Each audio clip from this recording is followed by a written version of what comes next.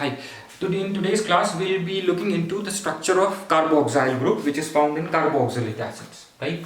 And in the previous lectures, in the previous chapters, we have been doing structures of various functional groups, right? On the same lines, we would be doing studying the structure of your carboxyl group, right? First, let's see how it looks like, right? This is how it looks like, right? In this is your carboxyl carbon, which is bonded to one oxygen atom with a sigma bond, and this oxygen is bonded to hydrogen with a sigma bond. This alkyl group, right? Only in case of formic acid, this is hydrogen atom. In rest of carboxylic acids, this would be alkyl group, right? So there is a sigma bond between this carbon and alkyl group, and there's one sigma bond and one pi bond between carbon and this oxygen atom. Since we have a double bond, so one is sigma, one is pi bond. Now, when we study the structure, we'll concentrate on the formation of these bonds based on the overlapping of orbitals, right? This is what we study in structure.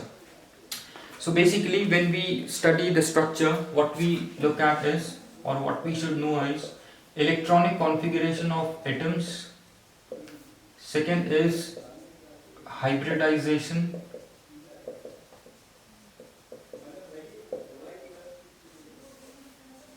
Overlapping of orbitals, right? Then once you know the structure, just look at the bond angle, right? Once you know the structure now, then based on the structure you can guess its reactivity, right? What type of reactions it will undergo. So we call it as structure and reactivity. Once you know the structure, you will guess its reactivity, right? Or you will study its reactivity based on the structure. So we call it as structure and reactivity.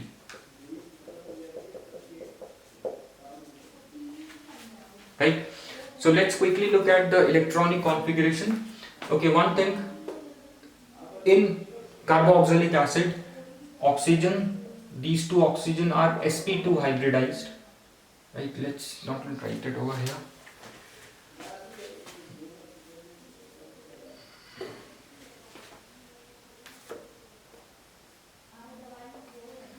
Right? So this is your sp2 hybridized carbon, this is your oxygen, this is your sp2 hybridized oxygen, and this is your sp2 hybridized carbonate, right? So before we look into hybridization, we should know the electronic configuration, first point. So electronic configuration of oxygen is 1s2, 2s2, then you have 2px2, 2py1, 2pz1, right? And electronic configuration of carbon is 1s2, 2s1, 2px1, 2py1, 2pz1. Right? Now oxygen, this is the excited state electronic configuration of carbon, right? This is sp2 hybridized. Carbon is sp2 hybridized, oxygen is sp2 hybridized in carboxyl group. So sp2 means 1s and 2p orbitals are involved in the hybridization. 1s and 2p, right? To form 3 sp2 hybrid orbitals. Similarly, since your carbon is also sp2 hybridized, so 1s and 2p orbitals would be involved in the hybridization to form 3 sp2 hybrid orbitals, right? To understand hybridization, you should be good with chemical bonding, right? We have done that in detail in chemical bonding. If you have any doubts, you can check the playlist on chemical bonding. There you have all different types of hybridization explained in detail, right? So you have 3 sp2 hybrid orbitals on carbon, 3 on this oxygen, and 3 on the other oxygen, right? Now let's draw the orbital structure, right? Let's draw the orbital structure now. This is your carbon, right? And carbon is sp2 hybridized. So we will be drawing three sp2 hybrid orbitals of your carbon atom, right? And remember, looking at this, here one 2pz orbital is unhybridized, here also one 2pz orbital is unhybridized. So in both the oxygen atoms, 2pz orbital you have left unhybridized, and on carbon you have one 2pz orbital which is left unhybridized, right? So this is unhybridized, right? This is also unhybridized.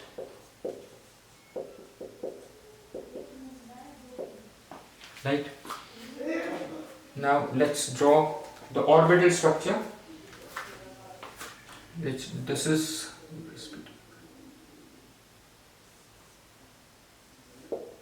right. These are three sp2 hybrid orbital, and let's draw one unhybridized 2p orbital. Let's draw it, represent with a dashed orbital like this. Right? This is sp2 hybrid, this is sp2 hybrid, this is sp2 hybrid. Now let's draw the oxygen atom. Oxygen atom.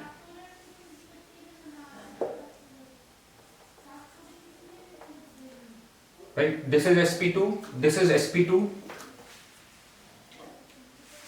Right?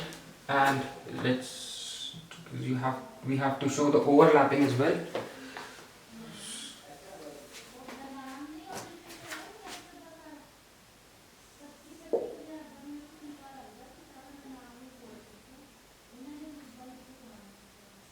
This is your oxygen, right? Oxygen has also three sp2 hybrid orbitals, right? This is sp2, this is sp2, this is sp2. Now this oxygen is also sp2 hybrid orbital, right? Now you have two more sp2 hybrid orbitals. One is here, the other is here, right? And one unhybridized. Let me just rub. Okay, right, like this. Now you have other oxygen atom. The other oxygen atom is also sp2 hybridized. So three sp2 hybrid orbitals.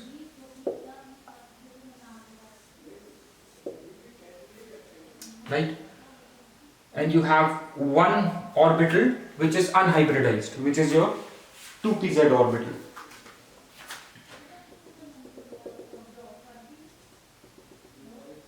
Like this. Right? Now these two unhybridized orbitals, right? These two unhybridized orbitals contains, we know that oxygen has two lone pair of electrons, right? These two lone pair of electrons are actually present in the unhybridized orbitals, right? So this contains the lone pair, this contains the lone pair. These two are sp2 hybrid orbital. This is an sp2 hybrid orbitals. Right? And if you look at this, one oxygen atom is bonded to hydrogen atom via sigma bond, right? And we know that electronic configuration of hydrogen is 1s1. So one sp2 hybrid orbital of oxygen will overlap with this 1s orbital of hydrogen atom to form a sigma bond, this sigma bond. This is your hydrogen atom. Right? So now we know that one sigma bond is formed via overlapping of sp2 hybrid orbital of oxygen atom with 1s orbital of hydrogen atom. Right? This is the other empty orbital that contains lone pair. Now you have this sp2 hybrid orbital, right? And this sp2 hybrid orbital. This is also sp2 hybrid orbital, and this is also sp2 hybrid orbital. These two sigma bonds between carbon and oxygen, this one sigma bond between carbon and oxygen, these are formed by overlapping of sp2 hybrid orbital on carbon and oxygen atom, right? So this is one sigma bond, this is other sigma bond, right? Now you have p orbitals. This is the p orbital, this is the p orbital, and this is the p orbital, right? So now these p orbitals will undergo since these are p unhybridized p orbitals, and we know that these unhybridized p orbitals undergo sidewise overlapping, and when there is sidewise overlapping we have a pi bond, right? So this will undergo, let me just show it with a different sketch, right? This will undergo hybridization like this, overlapping. This will undergo overlapping with this, and this will, the other lobe also will undergo overlapping like this, right? Now this unhybridized p orbital on carbon atom will undergo sidewise overlapping with this 2pz orbital of oxygen atom, right? And you have 2pz orbital, one 2pz orbital unhybridized on this oxygen atom also. So this will undergo overlapping, sidewise overlapping with this also. This may undergo sidewise overlapping with this also, right? Like this, like this, right? So here you can see a pi bond is moving kind of between this orbital and this orbital and this, right? So this is a pi bond which is kind of delocalized, right, between these two atoms, right? I hope till this point it is clear,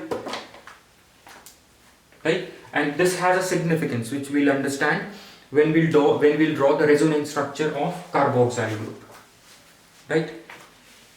So till this point it's clear how these bonds are formed, right? So if you now look at this,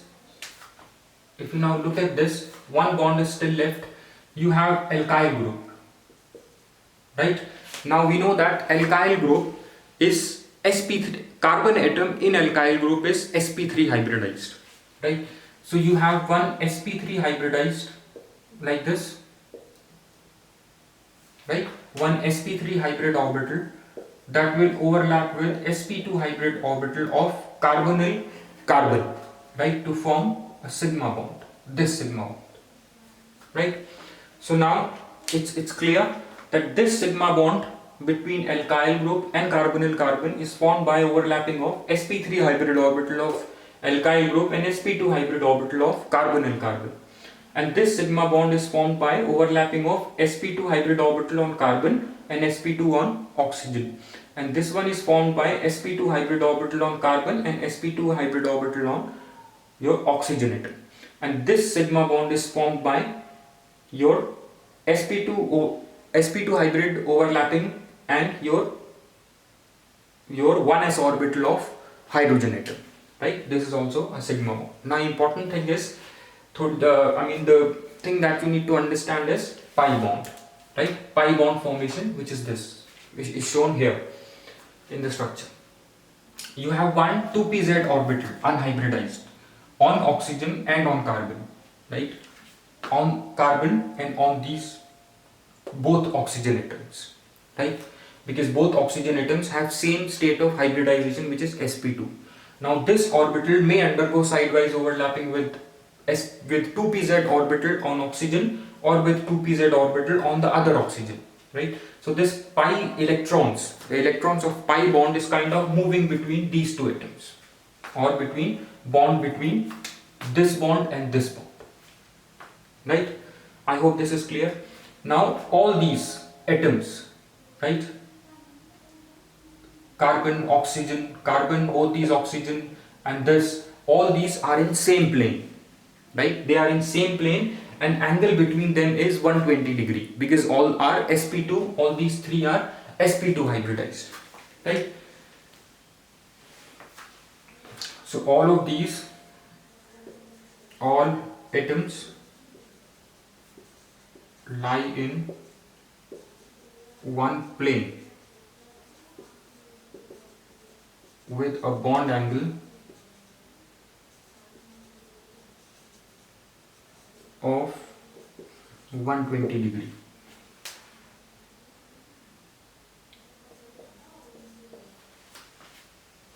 right, with a bond angle of 120 degree. And we know that in sp2 hybridization bond angle is 120 degree, right? Now, since I said that we have one important thing, that the oxygen atom has lone pair of electrons on it, right? Now these lone pair of electrons can enter into resonance, right? We know that lone pair of electrons can enter into resonance, right, giving different structures, right? Now let's look at the structure based on the lone pair of electrons, right? So we say that due to these lone pair of electrons, this carboxyl group exhibits resonance, right? So let's look at the various resonance structures.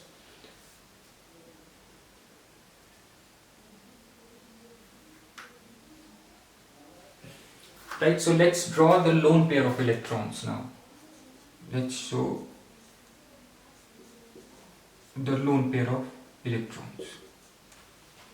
Right, these two oxygen atoms, each of these two oxygen atoms contains two lone pair of electrons.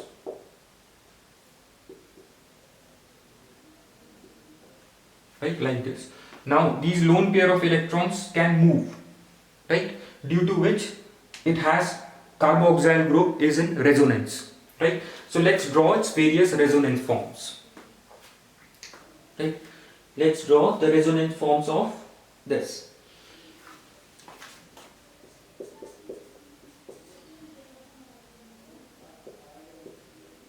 Right, since I said this lone pair of electron can move, right, or you have a pi bond which can move, like pi electrons can move like this, right?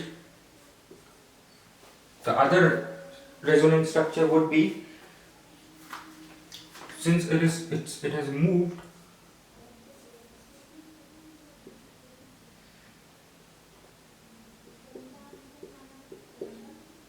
right? Now you have three lone pair of electrons here and a negative charge, and carbon will get positive charge, right, because this has moved, and this oxygen atom has two lone pair of electrons, right? And now these lone pair of electrons can also move, right? This can also move, right, giving you another type of structure, right? This will give you another type of structure, which is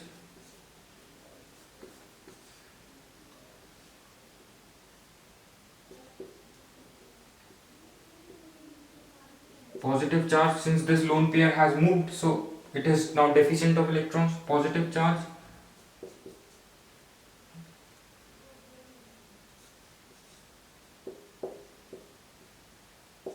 This has a negative charge.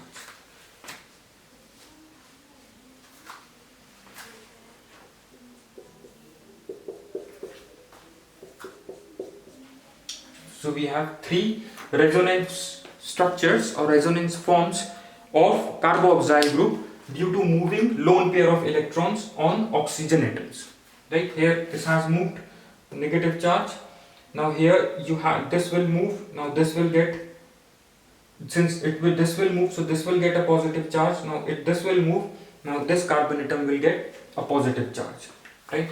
Now based on this, we'll just relate its reactivity. Right. Now since you have two forms, right, two forms where carbon atom is neutral, right?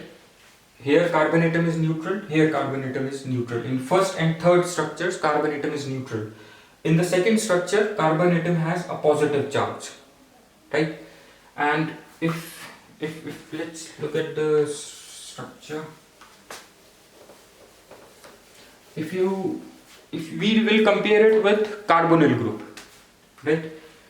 Now, because in two structures carbon atom is neutral, right, and only in one structure it has a positive charge, right? And other thing is that this is more stable than this, right? Why this is more stable than this? Because this has all atoms have their complete shells. That is, all atoms have 8 electrons in their outermost shell, right? So the canonical form, which is resonance form, which is represented by this structure third, right, is more stable because it possesses or all the atoms in this structure possesses 8 electrons, right? We call it as closed shell structure because all atoms possesses 8 electrons. This is your closed shell structure, right? Whereas if you look at this structure, here carbon is deficient of electrons, so carbon has here 6 electrons.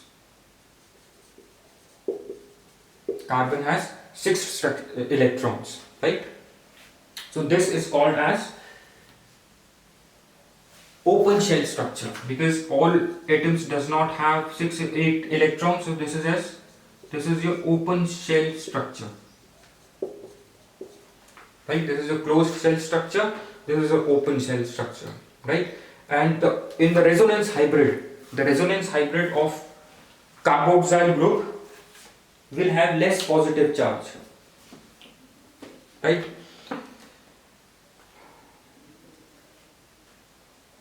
So it is to be noted, and we'll compare it with aldehydes and ketones, right?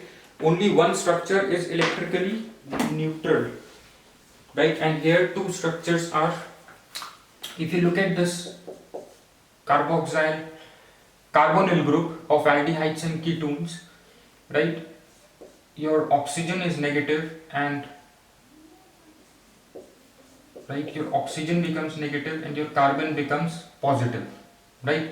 Now this carbon atom of carbonyl group is more positive than carbon atom of carbonyl group, right? If you draw the structure,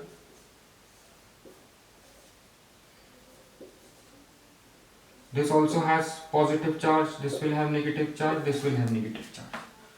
Right now, if you want to compare the positive charge on this carbon atom, right, is less compared to this carbon atom, right? So we say that carbon of carboxyl group is less electrophilic compared to carbon of carbonyl group, right? Why? Because you can see in these two structures, carbon is electrically neutral. Only in one structure you have positive carbon atom, right? So overall positivity on carbon atom is less, right? Even if you compare it with carbonyl group. So we say that carbon of carboxyl group is less electrophilic compared to carbon or compared to carbonyl carbon, right? This is important.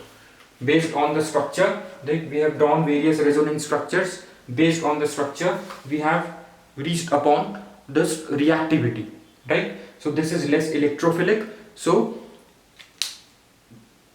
nucleophilic substitution reaction would be easily done in carbonyl group, in aldehydes and ketones, compared to carbon of carboxyl group, right? Why? Because this carbon is less electrophilic, less positive. So negative reagents, which are nucleophiles, would be able to attack carbon atom of carboxyl group with difficulty compared to carbon of carbonyl group, right? Because these are more positive, more electrophilic. So negative reagents would be easily able to attack the carbon of carbonyl group, right? I hope this is clear. So structure is important, right? Just remember the sigma and pi bonds and how they are formed based on overlapping of orbitals. Before you study overlapping of orbitals, just know that oxygen and carbon are sp2 hybridized, right? So when you say sp2 hybridized, you should know 3 sp2 hybrid orbitals on oxygen and 3 on carbon. And remember 2pz unhybrid orbital on oxygen and carbon, right? And how they form a pi bond, and how this pi bond is kind of delocalized between these two bonds, right? And based on this, you have lone pair of electrons on oxygen atom which can enter into resonance, right? So it gives various structures. It gives you 3 structures, right? So in only one structure you have carbon positive charge, right, which is your open shell structure. You have 6 electrons in this carbon, and this one is more stable because of closed shell structure. All atoms have 8 electrons, right? So based on this, we said that carbon of carboxyl group is less positive because 2 of them are neutral. 2 of the resonance forms are neutral. If you compare it with carbonyl group of aldehydes and ketones, this carbonyl carbon is more electrophilic, right? So this is more reactive towards nucleophilic substitution compared to carbon of carboxyl group or carbon of carboxyl group of carboxylic acids, right? I hope all this is clear. Thanks.